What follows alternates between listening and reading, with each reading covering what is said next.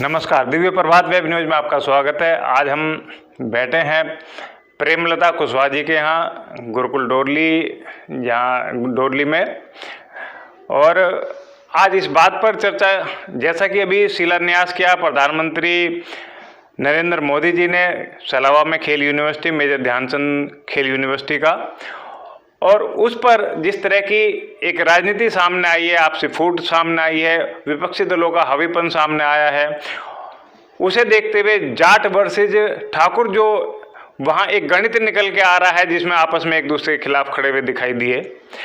जानते हैं इसमें हमारे पास जो आज जो मेन मुद्दा बन के आया है इस जाट वर्सेज ठाकुर के बीच में, ठाकुर नरेश सिंह सोम जी ने एक मुद्दा उठाया है कि जिस एमएलए सीट के अंदर जो सिटिंग विधायक हमारे संगीत सोम जी हैं, उस शिलान्यास पट पर उनका कहीं से कहीं तक भी नाम नहीं है, और ये नाम ना होना एक उस राजनीति की ओर को दर्शाता है जो लगातार ठाकुरों को दरकिनार करने की राजनीति पिछले कई महीनों से चलती हुई दिखाई दे रही थी।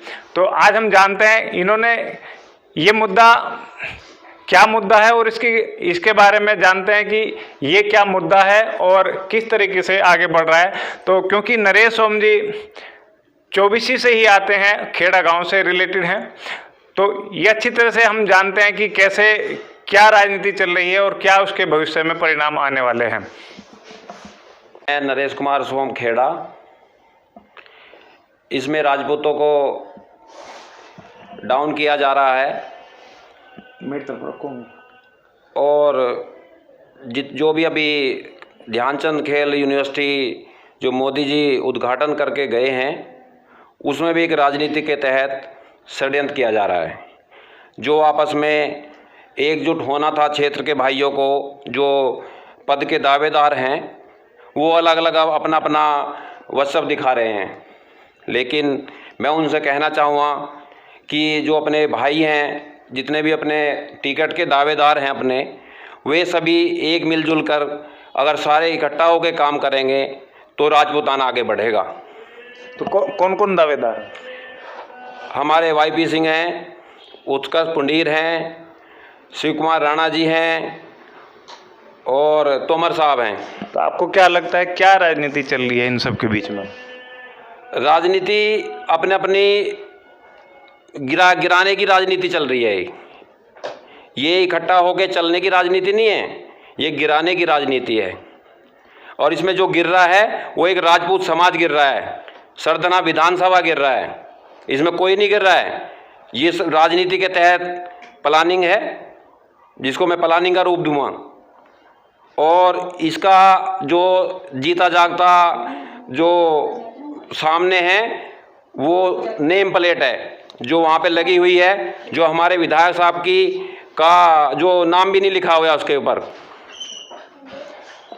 तो मैं जानता हूँ प्रेमलता जी से, जैसा कि अभी नरेश सोम जी ने मुद्दा उठाया कि शिलापट पर उनके सिटिंग विधायक संगीत सोम जी का नाम ना होना एक राजनीतिक षड्यंत्र की ओर इंगित कर रहा है। तो आपको क्या लगता है कि ये एक राजपूतों को एक तरफ दरकिनार करने की राजनीति चल रही है, और इससे बीजेपी को फायदा है या नुकसान है पश्चिमी यूपी में? ये तो बहुत पहले से चलता आ रहा है। बीजेपी नहीं, सभी पार्टियां राजपूतों को कोई अहमियत देती नहीं है। कभी राजपूतों को, बस राजपूतों को वहाँ अहमियत देती हैं जो क्षेत्र होता है, क्षेत्र में जिसका दबदबा होता है उसको टिकट दे दिया, ये मजबूरी होती है।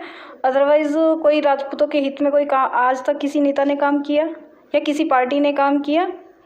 अभी तक तो नहीं किया। और इसी वजह से ये जो खेल यूनिवर्सिटी में आपको देखने को मिला है, वो मेन कारण यही है, क्योंकि राजपूतों को सपोर्ट करने वाला कोई नहीं है। वो तो हम लोगों को खुद ही खड़ा होना पड़ेगा, खुद बोलना पड़ेगा और खुद करना पड़ेगा। अच्छा, मैं गीता पुंडीर जी से बात करना चाहूँगा कि जैसे अभी संजीव बालियान वर्सेज ये संगीत सोम जो चला है, एक तरफ से पूरी रैली को हम देखें, यदि जो मोदी जी की रैली हुई थी सलावा में, उसमें कहीं ना कहीं जाट जो थे उन्होंने किनारा किया है, और जाट नेता ने भी लगभग किनारा किया है। क्या ये आने वाली जो चुनाव है यूपी के अंदर, सपा लोकदल की तरफ को जाने की प्रक्रिया दिखाई दे रही है, और क्या जो जैसा कि नरेश सोम जी ने बताया था कि ये आपस की लड़ाई कहीं ना कहीं पूरी सरदना सीट को न खो दे, आप इसमें क्या कहेंगे?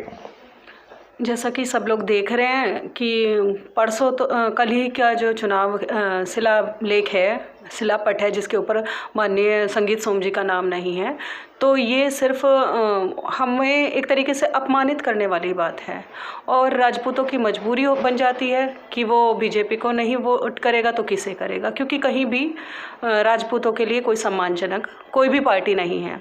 ये मजबूरी है, जैसा कि प्रेमलता जी कह रही हैं, और ये मैं तो कहती हूँ उस पार्टी का बहुत बड़ा अपमान है पार्टी ने जो किया है, और उन्होंने इवन 24 में आके एक बार 24 को भी सम्मानित नहीं किया, और उनका जो सम्मानजनक जो बैठे हुए हैं जिन्हें हम कहते हैं हिंदू सम्राट संगीत सोम, उनका बहुत बड़ा अपमान है जो हमारे लिए घृणित है।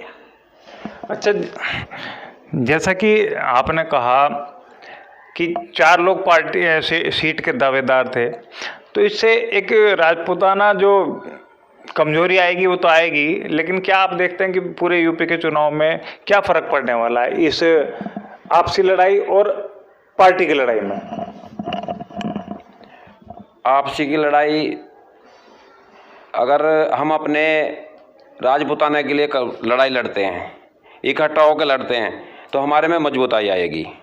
अन्यथा हम ऐसे ही फूट डालने के बाद में हम अलग अलग अपने काम पे काम करेंगे तो राजपूताना कभी इकट्ठा न तो अभी हुआ है, और आगे भी ये नीचे समाज अपना राजपूताना सबसे नीचे चला जाएगा।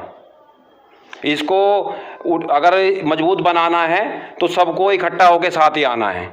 और मैं ये कहना चाहूँगा कि जो अपनी सरदना सीट है, अपनी राजपूताना एक सीट है, उसको ना तो हमने आज 10 साल से जाने दिया कि कहीं पे भी, और ना हम आ गया उसको जाने देंगे।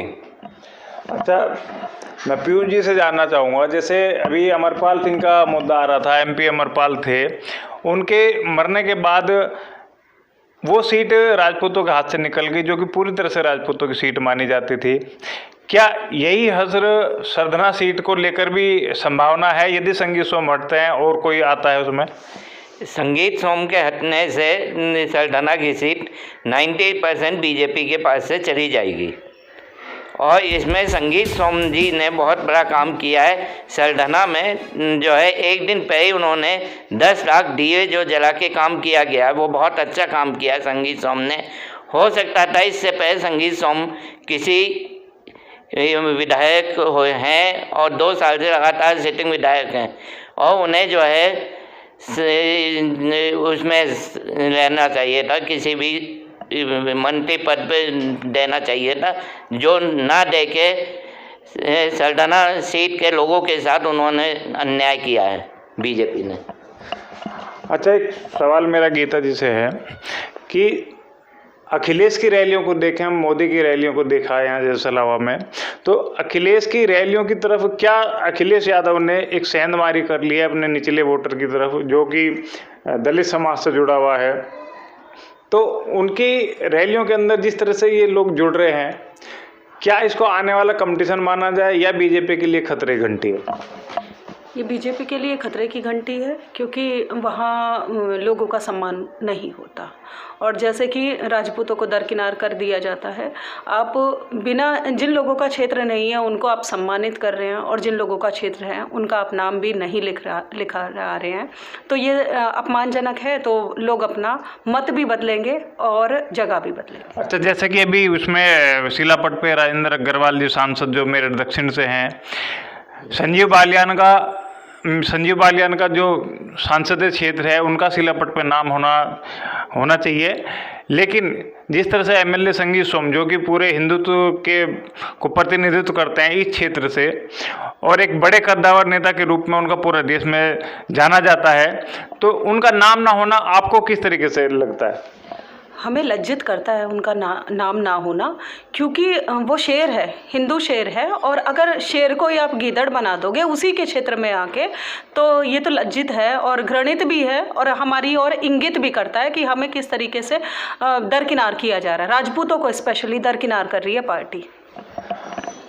अच्छा प्रेमलता जी, जैसे गीता पुनिया जी ने कहा कि राजपूतों को एक तरफ दरकिनार किया जा रहा है, पूरे आप परिदृश्य को देखें तो क्या आपको लगता है कि कहीं ब्राह्मणवाद बनियावाद इस मेरठ शहर मेरठ ज़िले की सीट को लेकर के, मेरठ में जो अलग अलग सीटें हैं वो हावी दिखाई दे रही है, या राजपूत लोग अपना एक अलग से वर्चस्व बनाए रख पाने में कामयाब रहेंगे? राजपूतों का वर्चस्व जो है बीजेपी पार्टी के जो मुख्य नेता हैं उन्हीं के हाथों में है, राजपूतों के हाथों में तो नहीं है। हाँ, तो ये तो मेरठ पूरा बनिया और ब्राह्मणों का ही है और उससे अलग होगा भी नहीं अगर इसी ढर्रे से चलता रहा। और उसमें क्योंकि राजपूत कुछ जो राजपूत हैं अच्छे उच्च पद पे हैं भी, तो वो भी राजनीति में इतने लिप्त हो गए हैं कि उन्हें राजपूताना कुछ नहीं दिखाई देता। अच्छा, अब लास्ट कमेंट मैं ले लेता हूँ। सीट इस बार पश्चिमी उत्तर प्रदेश में बीजेपी की घटेंगी या बढ़ेंगी?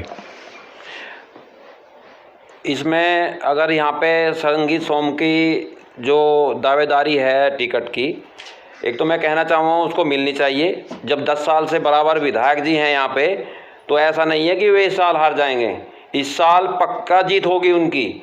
और इस सीट के टिकट इधर उधर देने से पश्चिमी उत्तर प्रदेश पे पूरा ही फर्क पड़ेगा।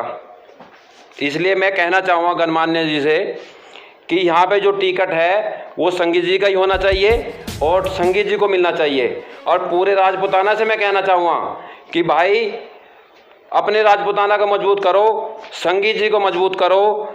बीजेपी पूरे पश्चिमी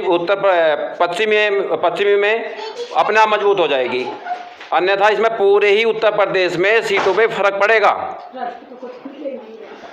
आपका क्या कमेंट है, लास्ट कमेंट? बीजेपी की सीट बढ़ेंगी या घटेंगी इस पूरे पश्चिमी उत्तर प्रदेश में, इस पूरे प्रकरण पे? बीजेपी की सीट 90% घटेंगी अगर संगीत सोम को टिकट नहीं दिया गया तो। आपका? बिल्कुल घटेंगी, फर्क पड़ेगा। हाँ, पूरा फर्क पड़ेगा। अगर राजपूतों को दरकिनार किया जाता है तो राजपूत यहाँ एक मत होगा। तो ये यहाँ के बैठे हुए राजपूतों का साफ कहना है कि यदि संगीत सोम का टिकट इस बार काटा जाता है तो अभी कोई दूसरा कैंडिडेट उसके बराबर भी खड़ा हुआ दिखाई नहीं दे रहा है। दूसरा, जाट, मुस्लिम और राजपूत के जो बीच का जो कम्बिनेशन है वोट बैंक को लेकर के, सरधना सीट को लेकर के, यदि उसमें संगीत सोम के अलावा किसी और को टिकट मिलता है तो इस पर सरधना सीट खोने का लगातार खतरा बना हुआ है और बीजेपी की कई सीटों को नुकसान हो सकता है। आज की खबर में इतना ही, कल फिर मिलेंगे किसी नए मुद्दे के साथ। तब तक बने रहिए हमारे साथ, देखते रहिए दिव्य प्रभात।